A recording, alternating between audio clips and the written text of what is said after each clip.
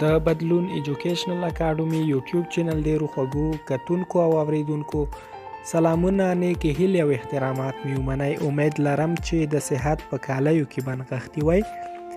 نن ورځ درته د افغانستان په اړه معلومات وړاندې کوم. تر معلوماتو وړاندې که چینل مو سبسکرایب کړی نه وي، چینل در سره سبسکرایب کړئ، ویډیو حتما لایک او له خپلو دوستانو سره شریکه کړئ. راځم د افغانستان په اړه معلوماتو ته. د اسیا د لوی وچې 12 هیوادونه د افغانستان په ګډون په وچې پورې تړلي دي. د افغانستان د طبیعي څرګندو ځانګړتیاوو له مخې د اسیا په جنوب کې یو غرنی هیواد دی. افغانستان د 15,000 کلن تاریخ په درلودلو سره د اسیا لرغونی هیواد ګڼل کیږي. د افغانستان مساحت 6,52,000 کیلومتره مربع دی. د مساحت له مخې د هر یو اروپایي هیواد څخه لوی دی. افغانستان د مساحت له مخې په اسیا کې 12م هیواد دی. د افغانستان نفوس په 1409 لمریز کال کې 26 میلیونه تنه اټکل شوی دی.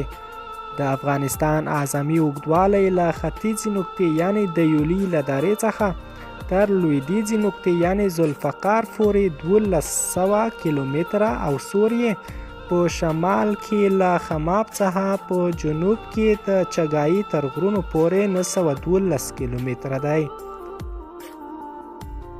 د افغانستان لرغونی هیواد په شمال کې د منځنۍ اسیا د تاجکستان، ازبکستان او ترکمنستان له هیوادونو، په لویدیځ کې د ایران له اسلامي جمهوریت او په ختیځ او جنوب کې د پاکستان له جمهوریت سره ګډه پوله لري.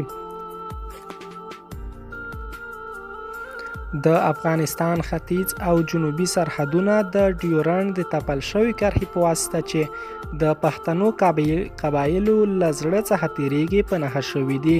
نو له همدې امله د افغانستان خلکو هغه په رسمیت نه ده پیژندلی.